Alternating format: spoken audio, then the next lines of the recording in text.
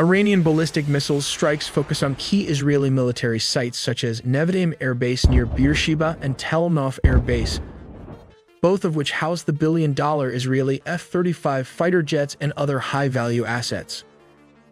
Additional targets included the Hatzerim Air Base in the Negev Desert and the Mossad headquarters in Tel Aviv. This is the Fatah hypersonic missile and the Shahab-3, and we'll look into the details why the Arrow missile failed to intercept the Iranian glide vehicles, all in the video ahead. The U.S. traced the launch location to a valley south of the Iranian city of Shiraz. Iran has launched its largest ever attack on Israel, firing 180 ballistic missiles. These missiles traveled more than 1,000 miles from this valley to reach Israel's most populated city and military sites. Iran used variants of the Shahab-3 ballistic missile in its latest attack on Israel. The Shahab-3 is the foundation for all of Iran's medium-range ballistic missiles and uses liquid propellant. It can carry a warhead weighing between 760 and 1,200 kilograms, which translates to 1,675 and 2,645 pounds. How it works. Step 1. The missile is positioned at a 90-degree angle and then fired. Step 2. The ballistic missile's trajectory takes it outside or near the edge of Earth's atmosphere. Step 3.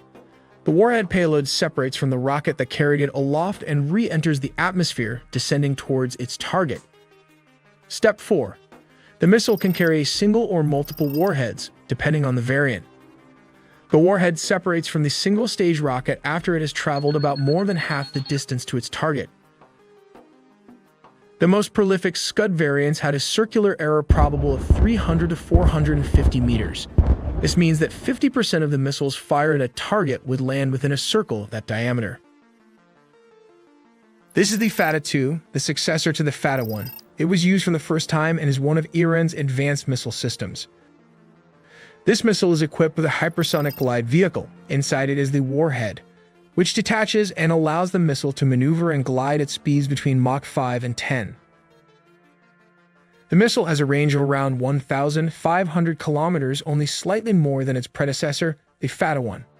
What sets it apart from other ballistic missiles is its ability to accelerate outside the Earth's atmosphere, while its aerodynamic control surfaces enable steering to evade the famous Arrow missile's defense system made by Israel.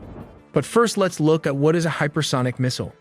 Hypersonic missiles are a challenging technology to master because they are so fast that if the U.S. launched a Scramjet missile, it could reach China in just 18 minutes, traveling at speeds of Mach 5 and above. These Scramjet engines collect oxygen from the atmosphere as they travel, mixing it with hydrogen fuel to create the combustion needed for hypersonic flight. Meanwhile, glide hypersonic vehicles like the Chinese Dongfeng 17 became the first to integrate into production with conventional and nuclear warheads. They are also designed to target U.S. aircraft carriers, as they can change their trajectory mid-flight. This U.S. Arrow AGM hypersonic weapon is a missile within a missile which pops out its cover and uses only the glide vehicle kinetic energy as a weapon, and not to forget the Russian hypersonic missile like the Kinzhal.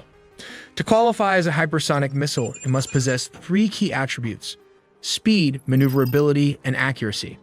Let's look at speed. As we all know, Mach 1 represents the speed of sound, which serves as our benchmark. To better understand this, let's make a few comparisons. Commercial airliners, for example, fly subsonically, just below Mach 1. In contrast, modern fighter jets can travel supersonically, reaching speeds of Mach 2 or 3.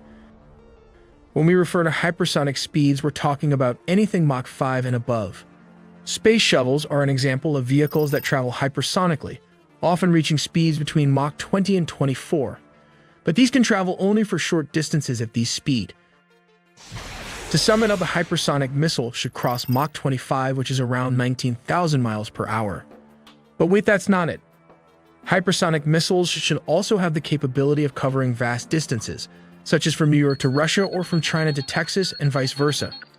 Before we looked into how Fatah missiles managed to penetrate Israeli air defense, we have to understand how Arrow 3 missile works. The Arrow missile defense system consists of 3 basic parts: the missile launcher unit, the Green Pine radar antenna, and the Arrow missile. The missile launcher unit is composed of 6 erector launcher tubes, housing ready-to-fire missiles. Positioned at the rear of a two-axle trailer, each launcher, when fully loaded with 6 launch tubes carrying ready-to-fire missiles, weighs 35 tons. The Green Pine radar serves as the warning and fire control radar for the Arrow 3 anti-ballistic air defense missile system. It plays a crucial role in target detection and guidance. The Arrow operates as a 2-stage missile. Let's look inside this engineering technology. This is the solid propellant booster and sustainer rocket motors. At the rocket's peak sits the ignition chamber, triggering the combustion of the solid propellant when activated. This propellant isn't just any substance. It's a meticulously crafted blend of fuel and oxidizer poured into a casing and then cured. Encasing this blend is a protective shell called the motor case. At the core of the rocket lies the propellant burning zone. Here, the solid fuel and oxidizer react, producing incredibly high-temperature combustion gases, which helps to launch the rocket at incredible speed above the Earth's surface. Moving further to the front, the most important part of the missile is the kill vehicle, which can be divided into 3 basic parts. The second stage is the propulsion system with a thrust vectoring nozzle. Just above it is the warhead, a directed high-explosive fragmentation weighing 150 kilograms, which translates to 330 pounds. The third stage is the seeker, capable of pivoting itself to track its target. But what's the big deal about this long-range anti-ballistic missile system? Let's start with the propulsion system. The famous THAAD, Terminal High Altitude Area Defense, uses a divert attitude control thrusters. In comparison to the Arrow 3 kill vehicle, which utilizes a thrust vectoring nozzle with a solid fuel rocket, it has a shorter and more limited burn time. It has a few advantages, one of them being the ability to compensate for a lack of radar accuracy. When the radar sends the interceptor to an inaccurate target location, the Arrow 3 kill vehicle can adjust its trajectory.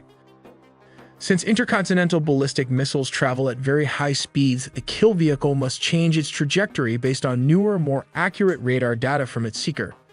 A failure to fully divert the course to the new target would result in a failure to intercept. Now let's take a look how the Israeli defense system works. The Israeli defense system consists of 3 tiers. First up is the long-range Arrow missile defense system, which was designed specifically with Iranian missiles in mind. Each of these system rockets costs a few $1,000,000, and they can intercept missiles outside the Earth's atmosphere, resulting in enhanced protection. The second layer of defense is the so-called David Sling system, designed for taking out missiles and drones. Finally, the Iron Dome stops most short-range rocket attacks in Israel.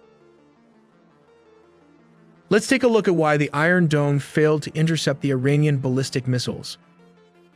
Apart from discussing the multi-layered missile defense system, the Iron Dome itself has a range of around 40 miles, while the David Sling can intercept ballistic missiles up to a range of 180 miles. The top-tier Arrow anti-ballistic missile systems can target threats up to 1,500 miles away. According to reports, 180 ballistic missiles, which are possibly hypersonic as claimed by the Iranian Revolutionary Guard, were launched. Although the Arrow missile defense system successfully intercepted many missiles before they reached Israel, many still got through. The main problem behind the failure to intercept was after the detachment of the glide vehicle from the launcher. The glide vehicle can change its trajectory multiple times, which confused the Arrow missiles. This maneuver also bypassed the David Sling and finally the Iron Dome system, which is not designed to counter hypersonic missiles like the Fatah II model. As a result, the interceptor missed their targets and the glide vehicle landed on military bases where the $100 million F-35 jets were stationed. Let's examine the cost implications of a single day of missile attacks. Iran expended over $200 million by launching ballistic missiles along with drones, whereas the IDF spent $1 billion to defend itself. This includes the Arrow missile, which costs around $2.5 million. The David Sling costs around $1 million to produce, while the Iron Dome costs around $20,000 to $100,000 for a single missile, depending on inflation. By contrast, Iranian ballistic missiles cost around $200,000 each, and its drones only $20,000 to $50,000 each.